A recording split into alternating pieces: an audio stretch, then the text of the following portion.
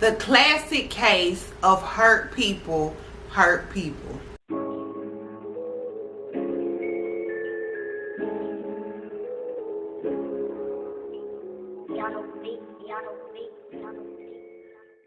What's up, y'all? It's your girl P Hope, and I am back with another video.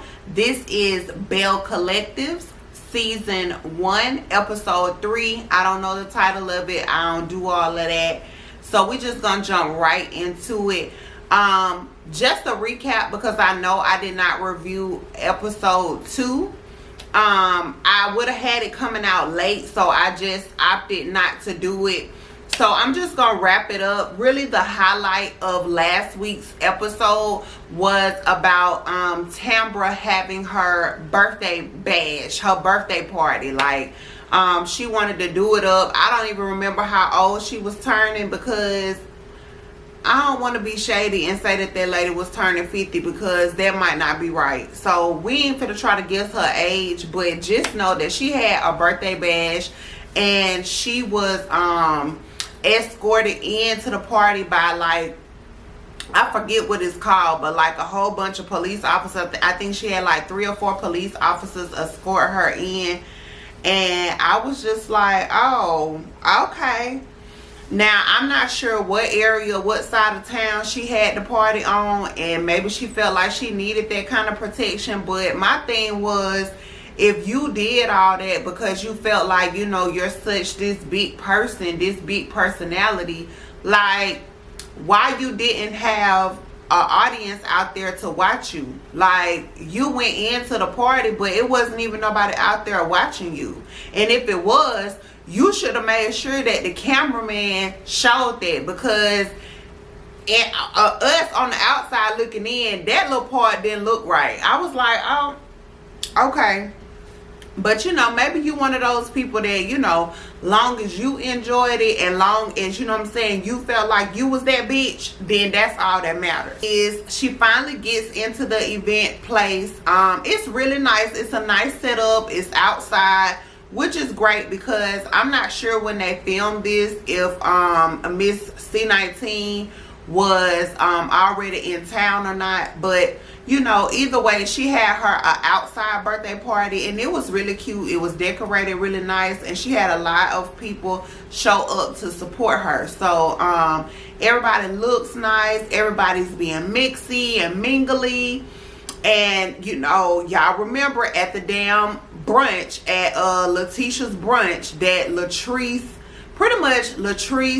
Antoinette, and Marie all kind of got into it. All right. So at this point, while they at the party, Latrice, Zaddy, and Latrice's publicist, Belle, have already showed up at the party. Marie hadn't got there yet. So before she came, they were all sitting at the table together, and so Letitia was at the table, and she was just speaking on Marie, and, you know, just kind of like caping for her friend or whatever. And then Antoinette was like, well, is there any cause for Marie to be so shady or something? It was something like that. That was last week, so I really don't remember what she said, but she was coming for Marie. And baby, Letitia jumped on that ass quick, because I think she asked, what does Marie do?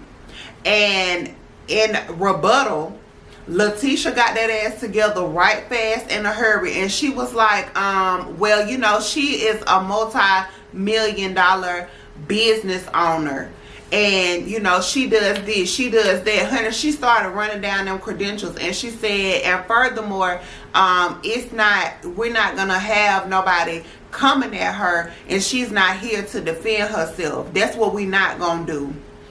And I said, oh, well, all right then, Letitia. I wish you would have had that kind of energy towards Marie. Like, I want Letitia to be a little more fair on both each side of the playing field.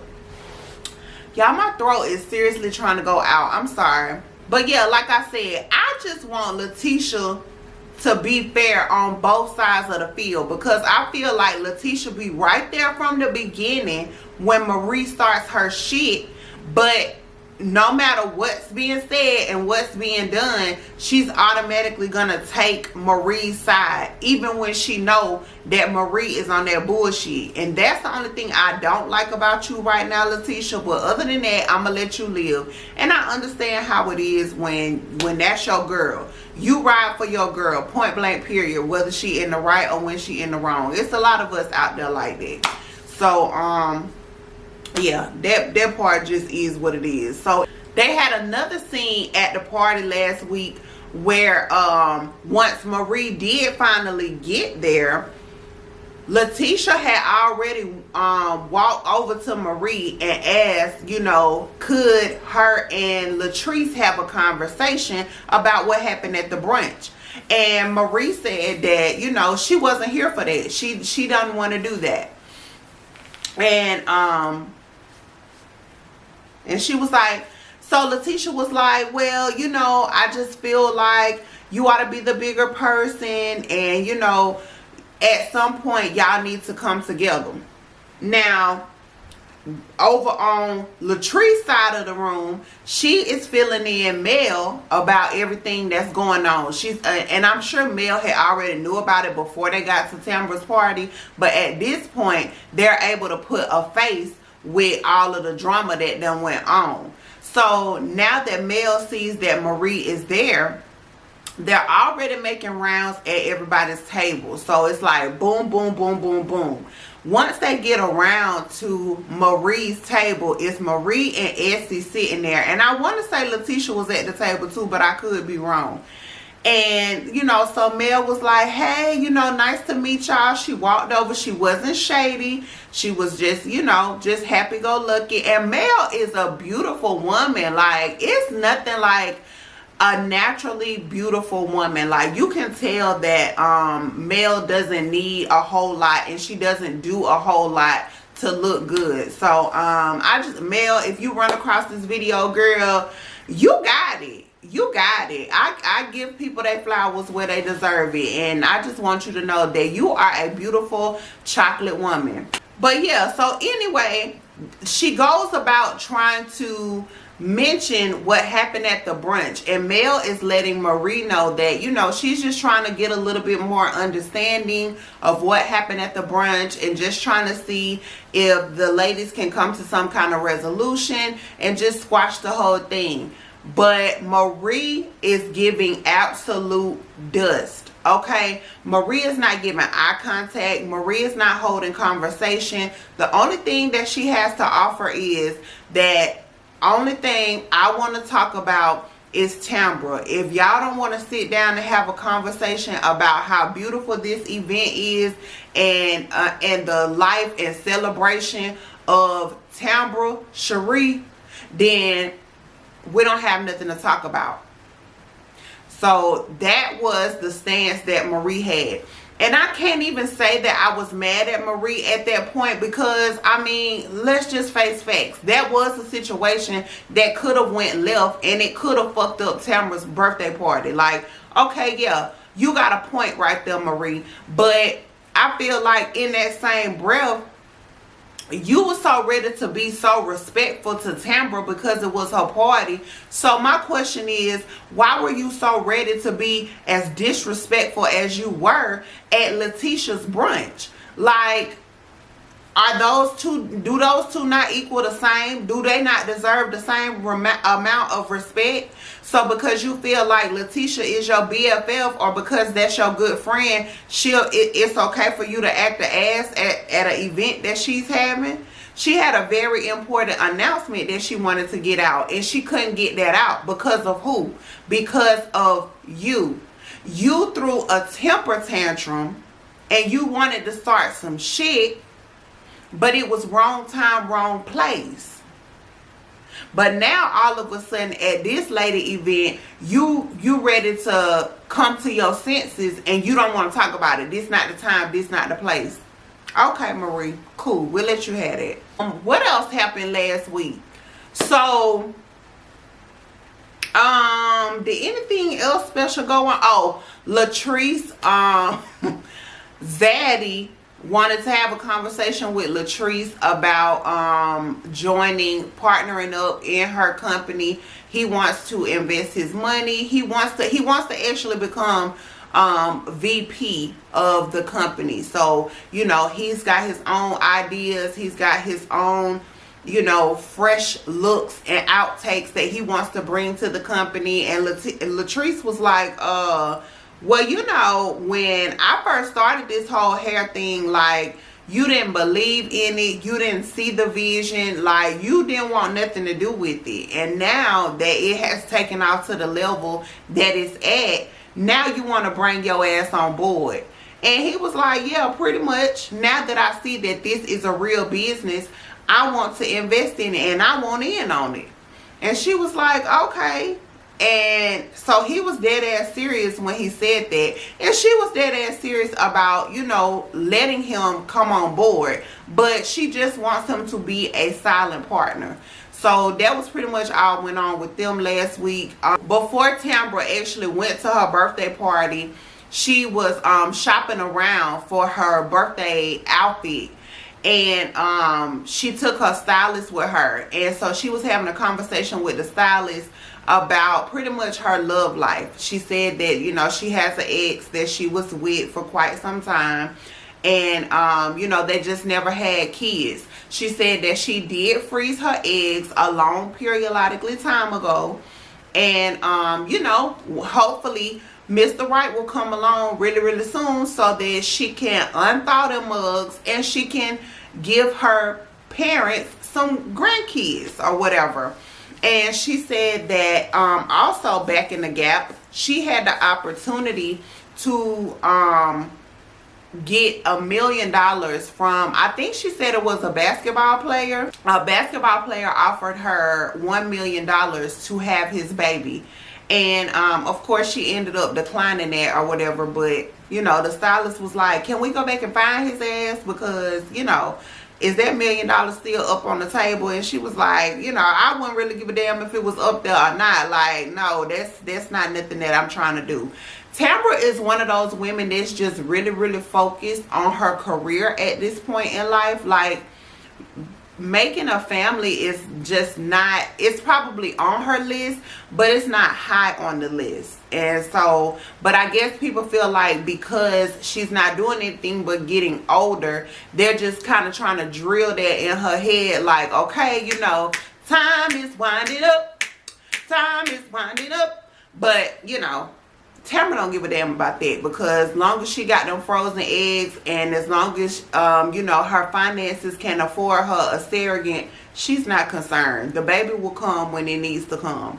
And this was actually a great segue to come on into this week's episode, because we actually start out with Tambra. She is going over to her parents' house just to catch up with them. She said she hasn't seen them in a little while, and she wanted to talk to them about how her birthday party went. So you know, we get to meet her parents, and they are so adorable. They're sitting there with their little all white afros, and you know, they're just beautiful black people. Okay, they look like they're very wholesome. And she lets us know that they have been together for 51 years. So that is amazing. That is things that a lot of us in our lifetime will never ever get to see. So, you know, that's just great. And that speaks a lot about Tambra and why she is the way that she is. Because if she's seen that her parents have been together that long, she's not just settling. She ain't gonna settle for just anybody. Like, when you step to her, you gotta have your shit together, and you gotta be dead ass serious about her. Like, you know, when you got parents that's been together that long, and of course we didn't see them but a few minutes on the screen, but you can almost just kind of tell, like, this is not no couple that's been through a lot with each other. I mean, Tambra, I'm sure if Tambra could tell us, it was probably not a whole lot of arguments, never no whole bunch of crazy moments. I highly doubt if there was ever any cheating allegations on either side of the fence. Like, this really looks like the Michelle and Barack of 1919, like for real, for real. So what Tamra's mom is trying to figure out is like, you know, what's going on? Like, update me with life, let us know what's going on. And she's like, well, you know, I'm just doing my thing at the radio station. I'm just trying to pursue that and go to the next level as far as, you know, being syndicated so that I can do more and, you know, get involved more with the whole radio scene. And her mama was like, okay, you know, that's nice, that it sounds wonderful, but I was more so referring to your family life. Where does your family come in at on that, on your vision board? And she was like, yeah, family is definitely on the vision board, but you know, you gotta have that Mr. Right in order for the baby side of that to come into play. And then her mama was like, well, you know, I could name somebody. And that's when Tamra let us know that, you know, she was definitely in a relationship for a very long time with her ex. They were together for 16 years, and I don't remember why she said they broke up, if she even said why they broke up. But she said they were together for 16 years and then it ended. But he still has a relationship with her parents. And she also said that they are still great friends. And she showed us a picture of him. He's a nice looking man. And it just didn't work out. So she said that the ex is not on her damn vision board and that she will not be popping out no kids by his ass. That's not what's gonna happen. And so mama is just like, okay, but I just need you to know time is a ticking. Time is of the essence, and your essence is fading day by day, hour by hour. So come on with these grandbabies. Antoinette, y'all, she is over there at her practice, where we saw her at in episode 1. She went over there to check on the contractors and see how far the process is moving along. And she also invited Latrice and y'all remember the white girl, Kaylin. So because Kaylin is like the best friend or something, I think, right? I think she said her and Kaylin been rocking since middle school. So we're gonna call Kaylin the best friend. So she invites both of them over there to the practice so that they can see everything that's going on. So, you know, of course, Kaylin, she just walking around in there, she chilling. And here go Latrice in her all white with her shady ass talking about, yeah, you know, girl, it is hot in here. It's hot in here. It ain't no whole bunch going on, but it is some heat going on in here. And I said, well, I mean, it don't have no ventilation, like it don't have none of that going on in there yet, Latrice. And y'all probably filming this in the dead of summer, so what you wanted to be in there? She was like, but it's big though. And then, so, you know, they get the contractor to kind of, you know, play with their imagination, and they are supposed to visualize how everything is going to be set up. So, you know, you got your waiting room here, your patients will be back this way, then her office going to be back this way, and the private bathroom, and your this and your that. So, you know, he's giving them a visual walkthrough.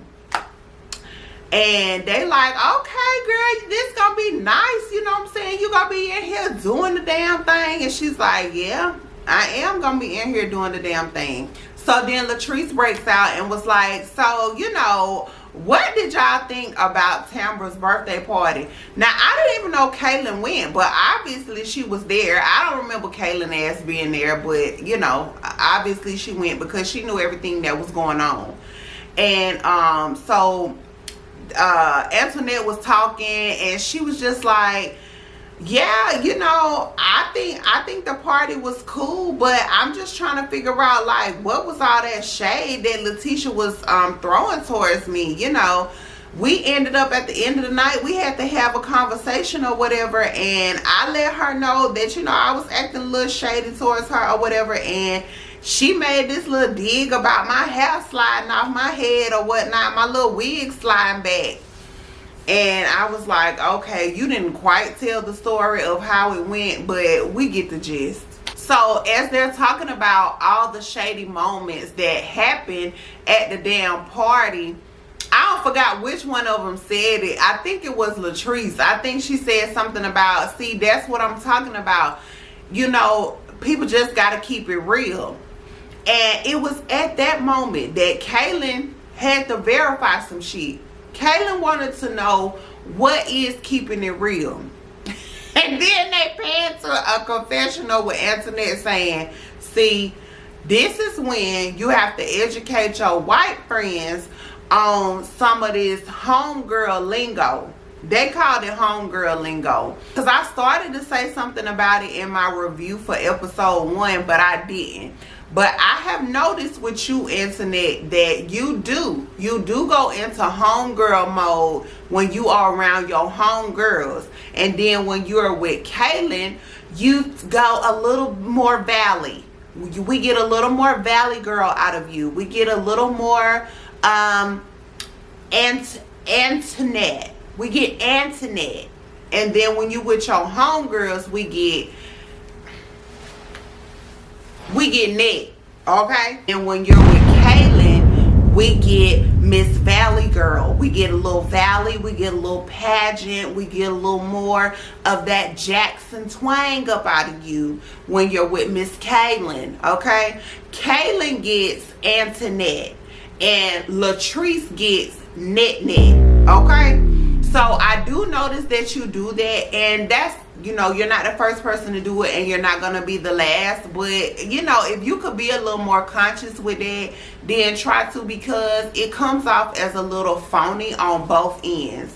It looks like you're trying to fit in when you're with your black friends, and it looks like you're trying to fit in when you're with your white friends. So if you just find a happy medium, then neither one of your friends have to worry about it. You know what I'm saying? And I don't know your friend circle on your black side, but if we're just speaking about Latrice in general, I feel like if you wanted to just go ahead and keep your